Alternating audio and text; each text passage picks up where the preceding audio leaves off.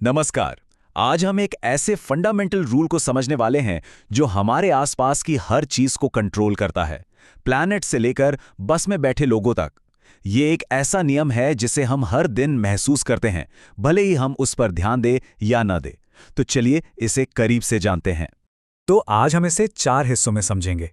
सबसे पहले देखेंगे कि ये नियम है क्या। फिर इसके पीछे का जो मेन आइडिया है यानी जड़त्व, उसे जानेंगे। इसके बाद रोजमर्रा की जिंदगी से कुछ उदाहरण देखेंगे और आखिर में इस पर बात करेंगे कि ये नियम इतना जरूरी क्यों है। चलिए एक बहुत ही आम अनुभव से शुरुआत करते हैं। कभी सोचा है कि जब कोई बस या ट्रेन अचानक से चलना शुरू करती है तो सारे लोग पीछे की तरफ क्यों जाते हैं? इस छोटे से सवाल में ही एक बहुत बड़ा साइंटिफिक प्रिंसिपल छुपा हुआ है। और इस बस वाले सवाल का जवाब छिपा है सर आइजैक न्यूटन के गति के पहले नियम में। तो चलिए देखते हैं कि ये नियम आखिर कहता क्या है। तो ये है इस नियम की किताबी परिभाषा। मैं मानता हूं ये सुनने में थोड़ी टेक्निकल लग सकती है, लेकिन घबराने की कोई बात नहीं है। इसका जो मतलब है वो बहुत ही आसान और सीधा है। अब ये देखिए, यही है पूरे नियम का निचोड़। हर चीज, चाहे वो रुकी हुई हो या चल रही हो, वो बस वही करते रहना चाहती है जो वो कर रही है। वो अपनी सिचुएशन में किसी भी बदलाव को पसंद नहीं करती, उसे रोकती है। बस इतनी सी बात है। तो सवाल यह है कि चीजें अपनी मौजूदा हालत को बनाए क्यों रखना चाहती हैं? इस क्यों का जवाब एक शब्द में है, जड़त्व या इनर्शिया। ये हर चीज की एक नेचुरल प्रॉपर्टी है। जड़त्व मतलब किसी भी चीज की अपनी स्थिति को बदलने की अनिच्छा। यहां विरोध शब्द बहुत जरूरी है। हम एक तरह से कह सकते हैं कि चीजें थोड़ी आलसी होती हैं। वो जो कर रही हैं वही करते रहना चाहती हैं और किसी भी बदलाव का विरोध करती हैं। और ये जो इनर्शिया है, ये 3 अलग अलग सिचुएशंस में काम करता है।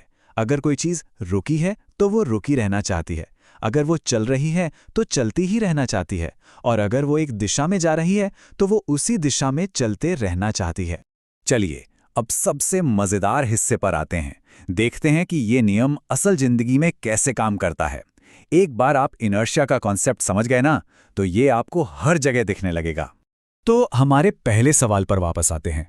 जब हम बस में बैठे होते हैं तो हमारा शरीर आराम की स्थिति में होता है, यानी स्थिर। जैसे ही बस अचानक आगे बढ़ती है, हमारे शरीर का निचला हिस्सा तो बस के साथ आगे बढ़ जाता है, पर ऊपरी हिस्सा स्थिर अवस्था के जड़त्व की वजह से वहीं रहना चाहता है। और बस इसीलिए हमें पीछे की तरफ एक झटका महसूस होता है। और इसका ठीक उल्टा भी होता है। जब एक चलती हुई बस जोर से ब्रेक लगाती है तो हमारा शरीर गति के जड़त्व की वजह से आगे की तरफ जाना जारी रखना चाहता है। इसीलिए हम आगे की ओर झुक जाते हैं। और यही वजह है कि सीट बेल्ट्स इतनी जरूरी हैं। वो इसी इनर्शिया का मुकाबला करने के लिए बनाई गई हैं। ये तो सबसे आसान उदाहरण है। एक किताब जो टेबल पर रखी है वो वहीं रखी रहेगी, शायद हमेशा के लिए, जब तक कि कोई बाहरी ताकत जैसे हमारा हाथ उसे हिलाने के लिए धक्का न दे। ये है स्थिर अवस्था का जड़त्व। एक और बहुत बढ़िया उदाहरण है कालीन से धूल झाड़ना। जब हम किसी डंडे से कालीन को पीटते हैं तो हम असल में कालीन को तेजी से हिलाते हैं, लेकिन धूल के कण अपने जड़त्व के कारण अपनी जगह पर ही रहना चाहते हैं। कालीन अपनी जगह से हट जाता है और धूल ग्रेविटी की वजह से नीचे गिर जाती है। तो ठीक है, ये सब जानना जरूरी क्यों है? ये नियम सिर्फ बस की सवारी या कालीन साफ करने तक ही सीमित नहीं है। ये असल में पूरी की पूरी फिजिक्स की नींव का एक बहुत बड़ा पत्थर है। तो इसका असली महत्व क्या है? सबसे पहले ये नियम हमें बल या फोर्स की परिभाषा देता है। ये वो चीज़ है जो किसी वस्तु की अवस्था बदल सकती है। ये बताता है कि चीज़ों को चलाने या रोकने के लिए एक बाहरी धक्का या खिंचाव क्यों चाहिए। और सबसे ज़रूरी बात, ये न्यूटन के दूसरे और तीसरे नियमों के लिए ज़मीन तैयार करता है, जो आज की मॉडर्न इंजीनियरिंग और स्पेस ट्रैवल की रीढ़ हैं। तो इस पूरी बात का सार क्या है? बहुत सिंपल है। चीजें जैसी हैं वैसी ही रहती हैं जब तक कि उन्हें बदलने के लिए मजबूर न किया जाए। रुकी हुई चीजें रुकी रहती हैं और चलती हुई चीजें चलती रहती हैं जब तक कि कोई बाहरी फोर्स आकर दखल न दे। और आखिर में मैं इस एक सवाल के साथ आज की बात खत्म करना चाहूंगा। जरा सोचिए, अगर ये नियम होता ही नहीं तो ये दुनिया कैसी होती?